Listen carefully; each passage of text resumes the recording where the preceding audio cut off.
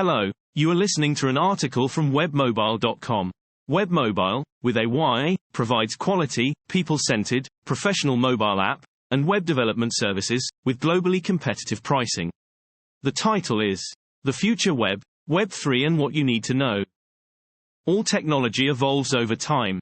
Just like the automobile that came off Henry Ford's assembly line in 1913 now bears a distant resemblance to today's modern cars.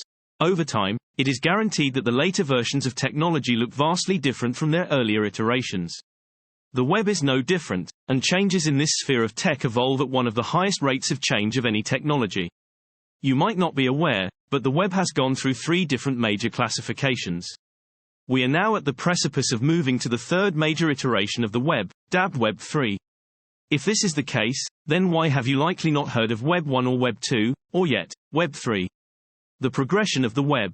The most plausible explanation of why you have probably not heard of the names dubbed for the 3 iterations of the web is that, until Web 3, the transitions from Web 1 to Web 2 was not that fundamental and hardly anyone ever talked about it. Not only is Web 3 vastly different from Web 2, it heralds a fundamental change in the underlying technologies. Whilst the majority of us did not notice the transition from Web 1 to Web 2, you will most definitely notice the transition to Web 3. This transition will turn what we are accustomed to completely upside down. It is a disruptive change that will structurally change everything. The most distinguishing characteristic of Web 3 is that it is a decentralized web, more on that later, and the giant companies like Google or Meta, that now dominate the web, will have to drastically rethink their business models to continue thriving in the coming era of Web 3. Before we continue, let me dive into a discussion on the various iterations of the web so that you know what each iteration entails. What is Web 1.0? This is the first version of the web, designed to help people better find and access information. It is sometimes called the read-only web, because it lacked the necessary forms, visuals, controls, and interactivity we enjoy on today's internet. There were also significantly few creators of content relative to consumers. Web 1.0 was dominated by the following characteristics. Made up of static pages connected to a system via hyperlinks. Had HTML 3.2 elements like frames and tables. HTML forms sent through email. Content was file system based, as opposed to being database driven. Featured GIF buttons and graphics. Users could view, but had no meaningful interactions with content. What is Web 2.0? This is the version of the web most of us are actively using right now, although Web 3.0 is on the horizon. In this version of the web, the vast majority of users are able to generate content. An example is you posting and commenting on social media. The growth of the web in this iteration has been accelerated by the existence of multiple device types, especially mobile devices. Web 2.0 is focused on participating and contributing, by enabling user-generated content, UGC, for a larger audience. It is all about the end-user experience in a very big way. As a result, its main features are for creating communities, collaborations, dialogue, and social media. Hence Web 2.0 is also known as the participative social web. Web 2.0 is dominated by the following characteristics. Offers free information sorting, allowing users to retrieve and classify data collectively. Contains dynamic content that responds to the user's input. Employs application programming interfaces, API, to access and manipulate data. Encourages self-service and allows forms of interaction such as podcasting, social media and social networking, tagging, blogging, commenting, curating with RSS, and content voting. What is Web 3.0? Web 3.0 is the latest iteration of the web, and is currently being used by a small group of innovators and early adopters. Despite the hype, essentially, when we talk of Web 3, we are looking to the future, and I believe that future is a long way off. There are only a few elements of Web 3.0 currently available on the web today. I do not want to hazard a guess as to when I think universal adoption of Web 3.0 is going to happen, and in the process put my foot in my mouth. These things are hard to predict, even by hardcore experts. Web 3.0, also referred to as Web 3, is built on a foundation consisting of the core ideas of decentralization, openness, and more excellent user utility. It is also referred to as the read, write, execute web. Web 3 will move users away from centralized platforms like Facebook, Google, TikTok or Twitter, in their present form and towards decentralized, nearly anonymous platforms. The envisioned Web 3 iteration of the web will be intelligent and autonomous, dominated by an open internet, powered by artificial intelligence, AI, Internet of Things, IoT, blockchains and cryptocurrencies, as well as the interplanetary file system, IPFS.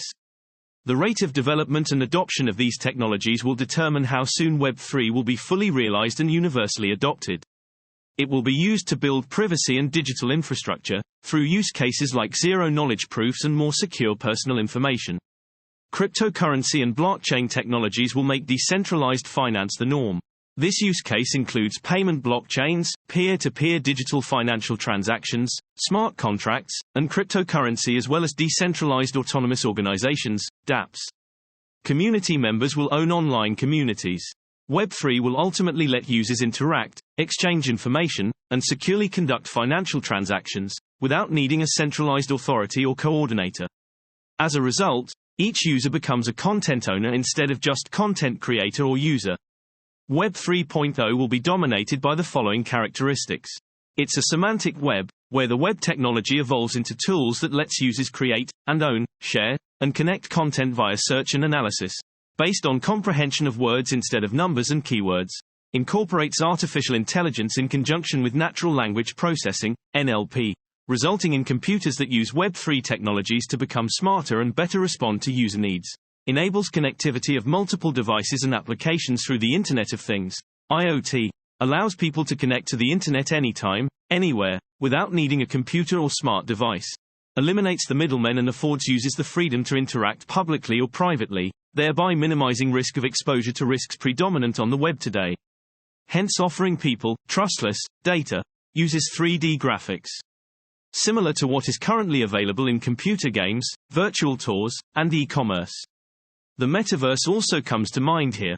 Facilitates participation without needing authorization from a centralized governing body. Will be decentralized and permissionless. Powered by artificial intelligence, AI, Internet of Things, IoT, blockchains and cryptocurrencies, as well as the interplanetary file system, IPFS. What can you do to prepare? This might be an unpopular opinion in the eyes of Web 3 proponents at the time of writing, but I believe Web 3 still has a long way to go, in order to mature enough to become the predominant iteration of the web.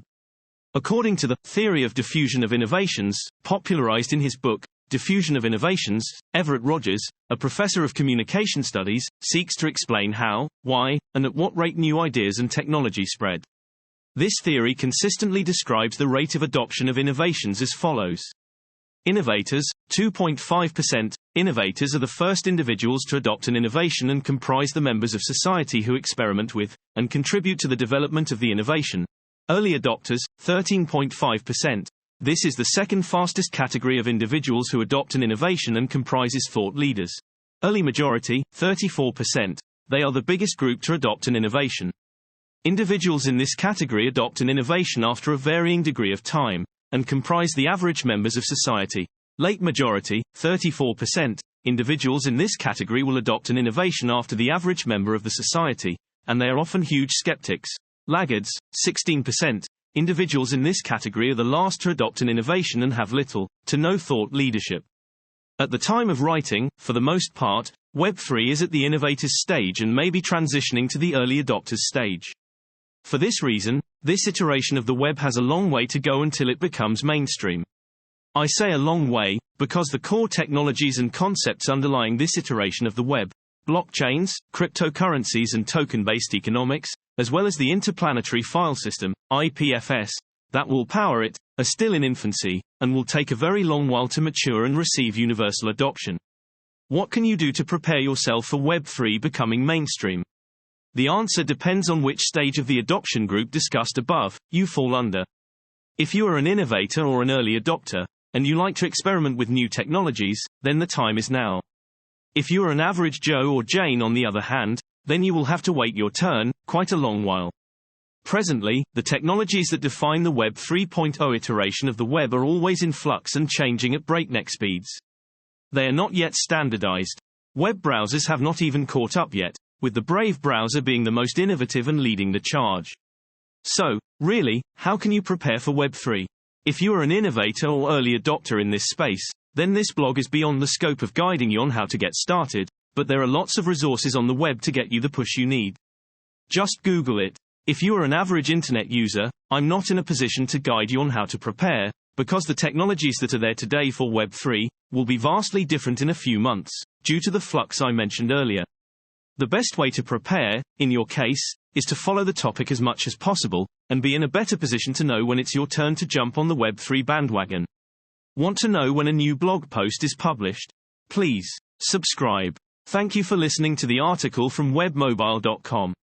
A subscription button is available at the end of each blog post. We would love it and also encourage you to leave your comment at the bottom of the page. Cheers, hope you listen or read again soon.